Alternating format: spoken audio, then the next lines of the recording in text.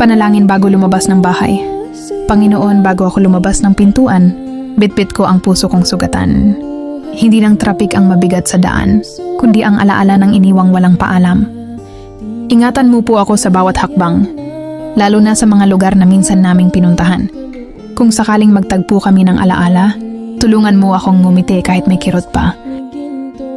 Gabayan mo po ako hindi lang sa biyahe, kundi sa paglalakbay ng pusong gustong maghilom muli. At kung may bagong simula sa daan, sana po hindi na siya ang dulo ng kwento ko. Amen. Ay gamitin